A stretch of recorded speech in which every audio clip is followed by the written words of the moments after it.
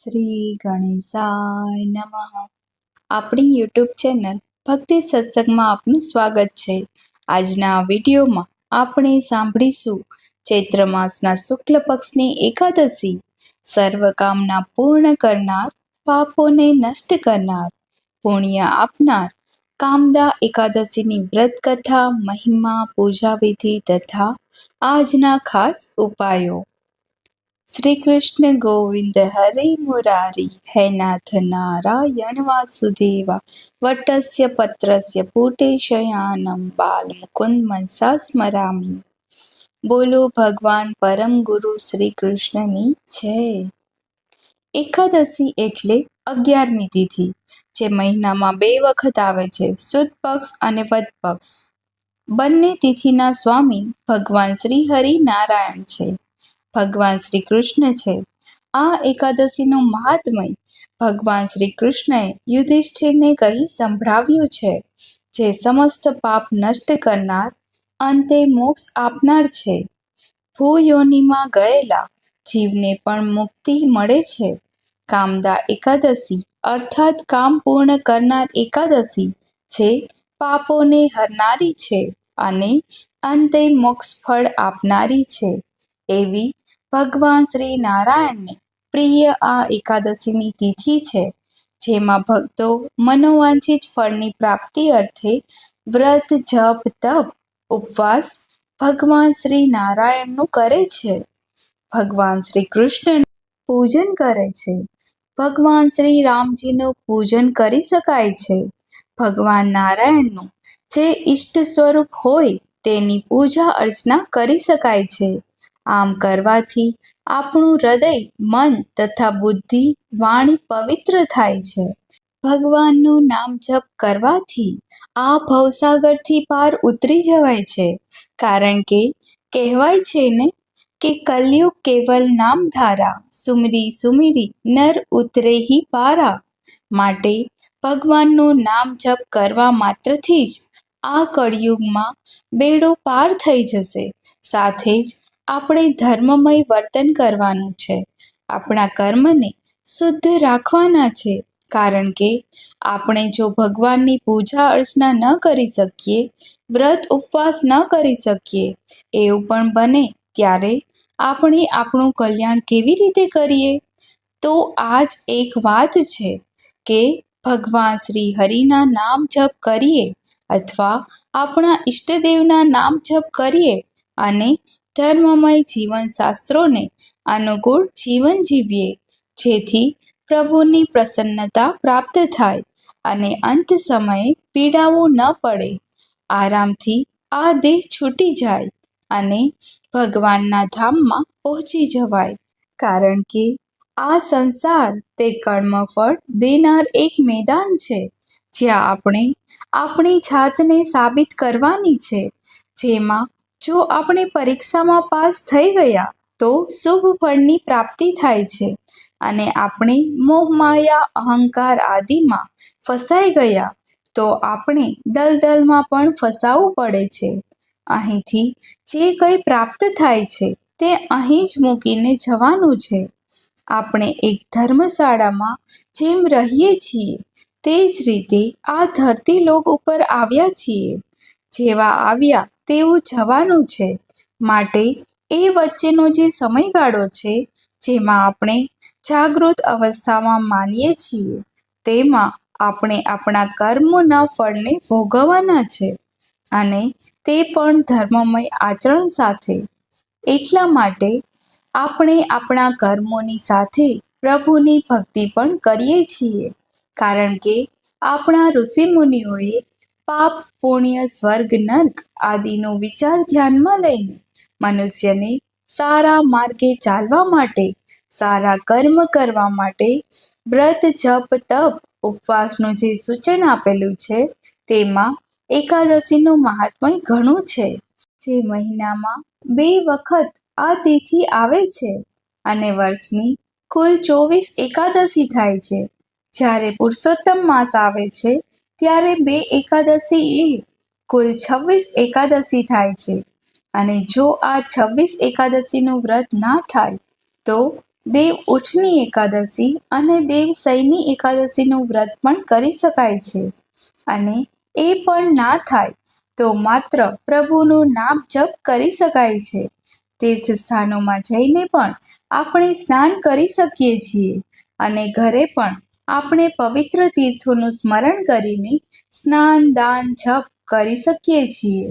જે ભક્તો એકાદશીનું વ્રત કરે છે તેઓ સવારે વહેલા ઉઠીને ભગવાનનું નામ સ્મરણ કરીને સ્નાન કરે, ત્યારબાદ ઘરના મંદિરમાં જે આપણે પ્રભુનું સ્વરૂપ બિરાજમાન હોય તેની વિશેષ સેવા થાય છે. મૂર્તિ કે ફોટો જે ભગવાન નારાયણનું હોય તેની ધૂપ દીપ નૈવેદ્ય આદિથી પૂજન થાય છે. અક્ષત ગંધ અને વિવિધ ફળ ભોગ લગાવાય છે. માતા તુલસીની પૂજા થાય છે.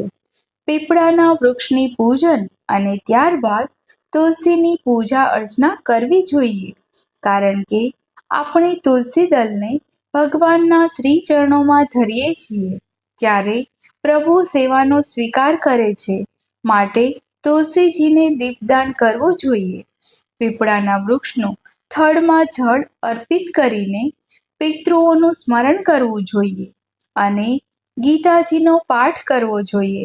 વિષ્ણુ સહસ્ર નામ પાઠ પણ કરી શકાય છે, તે પણ ઉત્તમ છે. આજની વ્રત કથા મહાત્મય સાંભળીએ તો પણ ઉત્તમ છે.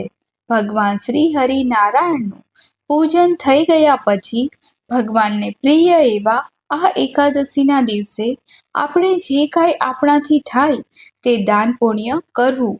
બીજા દિવસે જ્યારે દ્વાદશીની તિથિ આવે છે ત્યારે આ વ્રતના પારણા કરવા જોઈએ, કારણ કે આપણે જો વ્રતનો સંકલ્પ કર્યો છે તો તેને છોડવું પણ પડે છે.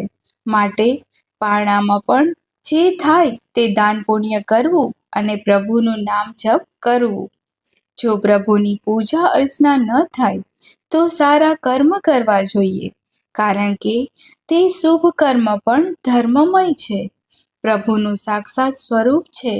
જે સાચા માર્ગે ચાલે છે તે માર્ગ જ પ્રભુનો છે.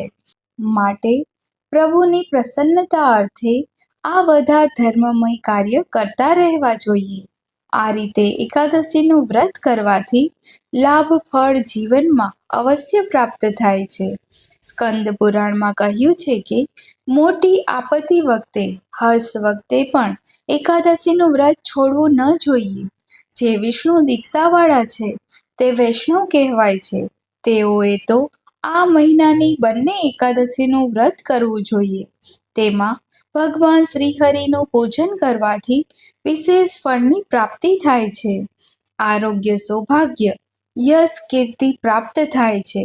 જીવનમાં દરેક મનોકામના હોય તે પૂર્ણ થાય છે. ઘરમાં સુખાકારી રહે છે. વંશ વૃદ્ધિ થાય છે. એકાદશીના વ્રતના દિવસે ઉપવાસ થાય છે, પરંતુ જે ભક્તો વ્રત ઉપવાસ કરી શકતા નથી તેઓ ભોજન પણ લઈ શકે છે. જે રીતે આપણું શરીર સાથ આપતું હોય એ રીતે વ્રત ઉપવાસ કરવા જોઈએ. આજે કાંસાના વાસણમાં ભોજન કરવું કે કોઈ પણ રીતે ઉપયોગ કરવો નહીં, તેનો ત્યાગ કરવો જોઈએ. માંસ, મસૂર, ચણા, શાક છે, મદિરા, પારકું અન્ન અને સ્ત્રીનો સંગ ત્યાગ કરવો જોઈએ. દિવસના સૂવું ના જોઈએ અને રાત્રે પણ ધરતી એટલે કે પૃથ્વી ઉપર સૂવું જોઈએ. આજના દિવસે જે ભક્તો વ્રત કરે છે તે વારંવાર જળ ન પીવે, તાંબુલ ન ખાય અને જો ઉપવાસ કરતી વખતે અશક્તિ કે કષ્ટ જેવું લાગે તો થોડું થોડું જળ પી શકે છે.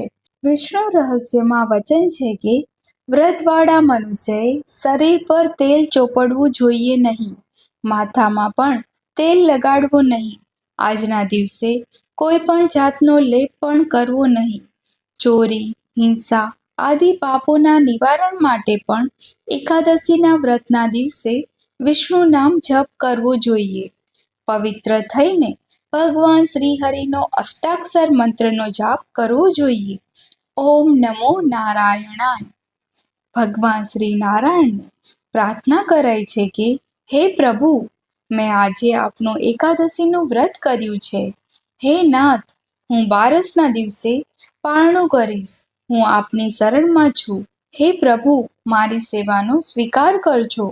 આ રીતે બોલીને પ્રભુને નમન કરવા જોઈએ. મત્સ્ય પુરાણમાં કહેલું છે કે સ્ત્રીઓ રજસ્વલા અવસ્થામાં પણ આ વ્રત કરી શકે છે. રજુ દર્શન થયું હોય તો પણ એકાદશીના દિવસે બહેનો ભોજન ન કરે, એટલે કે ઉપવાસ કરે. બહાર ગામ જવાનું થાય તો પણ વ્રત કરી શકાય છે. ઘરમાં સૂતક હોય તો પણ વ્રત કરી શકાય છે. પૂજા ન થાય. એકાદશીનું વ્રત તે ઉત્તમમાં ઉત્તમ ફળ આપનારું છે. દ્વાદશીના દિવસે રાંધેલો ભાત ખાવો શુભ મનાય છે, પરંતુ એકાદશીના દિવસે રાંધેલો ભાત છે, લસણ, ડુંગળી આદિનો ત્યાગ કરવો જોઈએ.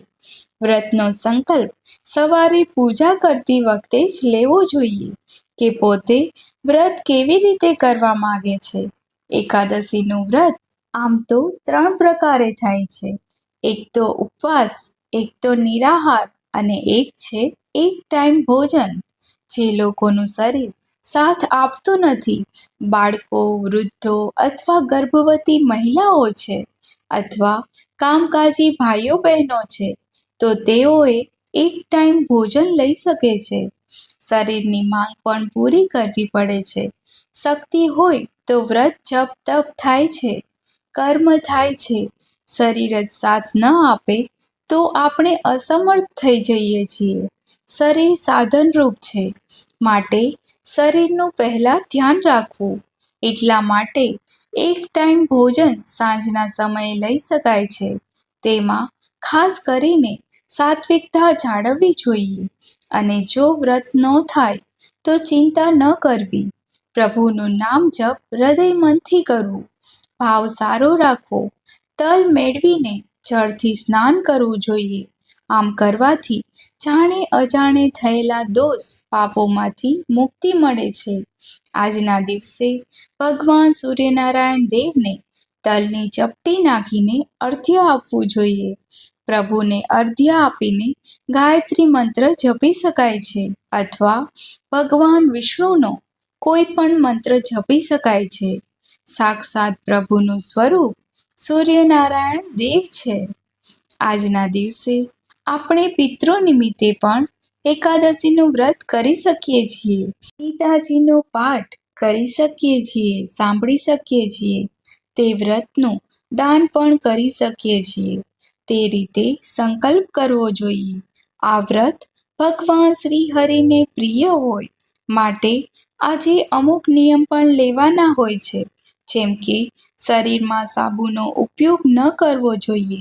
સાદા જળથી સ્નાન કરવું જોઈએ. જેમ આપણે તીર્થોમાં જઈએ છીએ, નદી, તળાવ જે પવિત્ર છે ત્યાં જઈને ત્યાં જે રીતે આપણે સ્નાન કરીએ છીએ એ જ રીતે સ્નાન કરવું જોઈએ.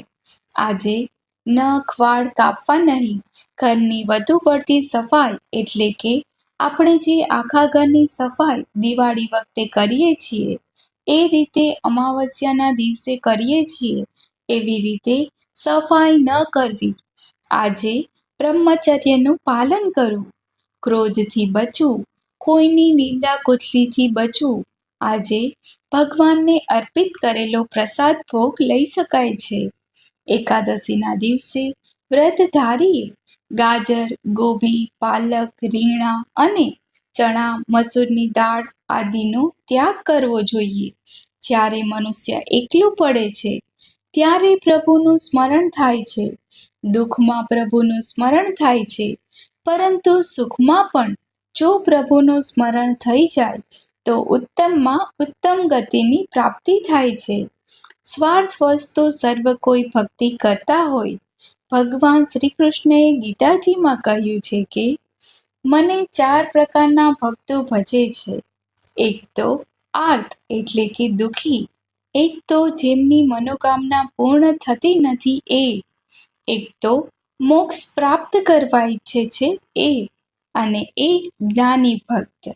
આમ બધામાં મને જ્ઞાની ભક્ત અત્યંત પ્રિય છે. માટે જો જ્ઞાન અર્જિત કરવું હોય તો પણ પ્રભુની ભક્તિ પ્રાપ્ત કરવી પડે છે. સંસારમાં આપણે કર્મ કરવાનું છે.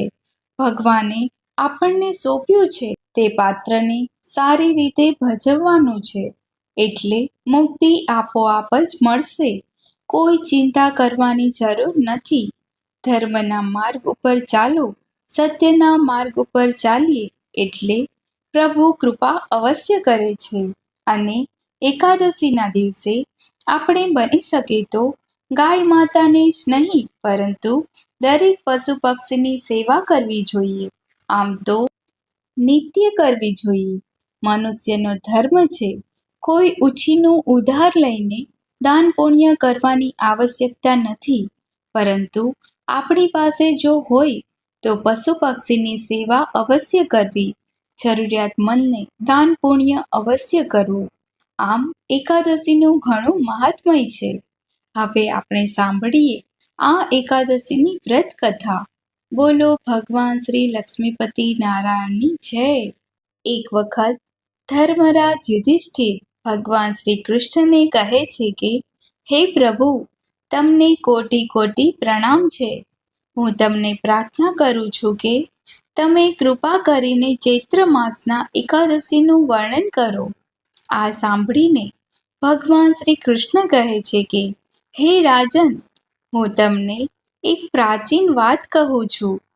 તે તમે ધ્યાનથી સાંભળો, જે વસિષ્ઠજીએ રાજા દિલીપને કહી હતી. રાજા દિલીપે વસિષ્ઠજીને પૂછ્યું હતું કે, હે ગુરુદેવ, ચૈત્ર માસના શુક્લ પક્ષની એકાદશીનું નામ શું છે? તેમાં કયા દેવની પૂજા થાય છે? તે બધું તમે મને વિસ્તારપૂર્વક કહો.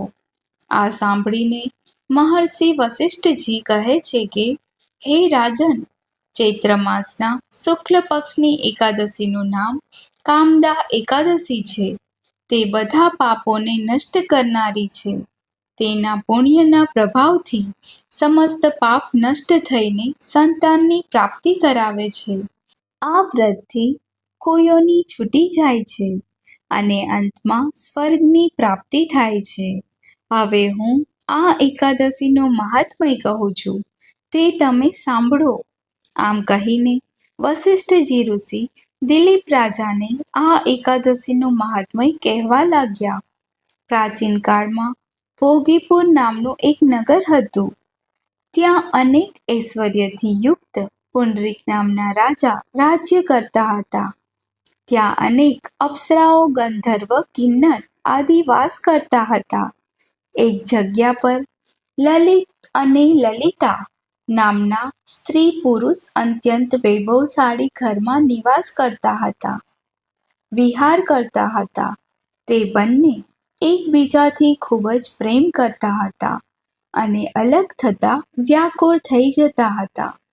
એક સમયે રાજા પુંડરીક ગંધર્વ સહિત સભામાં શોભાયમાન હતા. ત્યાં લલિત ગંધર્વ પણ એમની સાથે ગીત ગાતા તેમની પ્રિયતમા એ જગ્યાએ ન હતા. તેથી તે તેની યાદમાં અશુદ્ધ ગીત ગાવા લાગ્યા. નાગરાજ કરકોટકે રાજા પુંડરીકને આની ફરિયાદ કરી. તેથી રાજા પુંડરીકે શાપ દીધો કે, હે દુષ્ટ, તું મારી સામે ગાય છે તો પણ પોતાની સ્ત્રીનું સ્મરણ કરે છે. તેથી તું કાચું માંસ અને મનુષ્ય ખાનાર રાક્ષસ થશે. તું મહાપાપી છે. હવે તું તાસ કર્મનું ફળ ભોગવ. રાજા પુંડરીકના શાપથી તે લલિત ગંધર્વ તે જ ક્ષણે વિકરાળ રાક્ષસ બની ગયા. તેનું મુખ ભયાનક થઈ ગયું. તેના નેત્ર સૂર્ય ચંદ્ર સમાન પ્રદીપ્ત થવા લાગ્યા. મોંમાંથી અગ્નિ નીકળવા લાગી. તેના મસ્તક પરના વાળ પર્વત પર ઉગેલા વૃક્ષોની જેમ લાગતા હતા. તેની બંને ભુજાઓ 2-2 યોજન લાંબી થઈ ગઈ. તેનું શરીર 8 યોજનનું થઈ ગયું. રાક્ષસ થઈ જવાથી તેને મહાન દુઃખ મળવા લાગ્યું અને તે પોતાના કર્મનું ફળ ભોગવવા લાગ્યા. જ્યારે લલિતાએ પોતાના પ્રિયતમ લલિતના આવા હાલ જાણ્યા તો તે ખૂબ જ દુઃખી થઈ ગયા. તે સદૈવ પોતાના પતિના ઉદ્ધાર માટે વિચારવા લાગી કે હું ક્યાં જાઉં, શું કરું. આ બાજુ તે રાક્ષસ ઘોર વનમાં રહેવા લાગ્યો અને અનેક પ્રકારના પાપ કરવા લાગ્યો. તેની સ્ત્રી લલિતા પણ તેની પાછળ પાછળ જતી અને વિલાપ કરતી. એક દિવસ પોતાના પતિની પાછળ ફરતા ફરતા વિંધ્યાચલ પર્વત પર તે ચાલી ગઈ. ત્યાં તેણે શૃંગી ઋષિનો આશ્રમ જોયો. તે આશ્રમમાં જઈને ઋષિના સન્મુખ જઈને પ્રણામ કરવા લાગી. એ સમયે તેને આશ્રમમાં જોઈને શૃંગી ઋષિ બોલ્યા, હે સુભગે, તું કોણ છે? અહીં શા માટે આવી છે? ત્યારે લલિતા બોલી, હે મુનિવર, હું વીરધન્યા નામક ગંધર્વની કન્યા લલિતા છું. મારા પતિ રાજા પુંડરીકના શાપથી એક ભયાનક રાક્ષસ થઈ ગયા છે. તેનાથી મને ખૂબ દુઃખ થયું છે.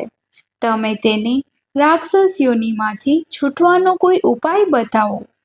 ત્યારે શૃંગી ઋષિ કહે છે, હે ગંધર્વ કન્યા લલિતા, તું ચૈત્ર માસના શુક્લ પક્ષની એકાદશી, જેનું નામ કામદા એકાદશી છે, તેનું વ્રત કર. મનુષ્યના સમસ્ત કાર્ય શીઘ્ર જ સિદ્ધ થાય છે. આ એકાદશીના વ્રતથી જો તું આ વ્રતનો પુણ્ય પોતાના પતિને આપશે તો તે શીઘ્ર રાક્ષસ યોનિમાંથી છૂટી જશે અને રાજાનો શાપ શાંત થઈ જશે. મુનિના આ વચન સાંભળીને લલિતાએ આનંદપૂર્વક તે વ્રત કર્યું અને દ્વાદશીના દિવસે બ્રાહ્મણોની સામે તે વ્રતનું ફળ પોતાના પતિને આપ્યું અને ભગવાનને પ્રાર્થના કરવા લાગી કે, હે પ્રભુ, જો મેં આ વ્રત કર્યું છે તેનું ફળ મારા પતિને મળે, જેથી તેની રાક્ષસ યોનિ શીઘ્ર જ છૂટી જાય.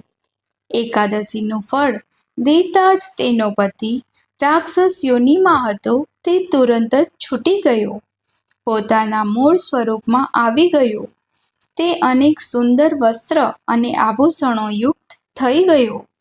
પહેલાની જેમ લલિતાની સાથે વિહાર કરવા લાગ્યો. કામદા એકાદશીના પ્રભાવથી તે વધુ સુંદર થઈ ગયો હતો.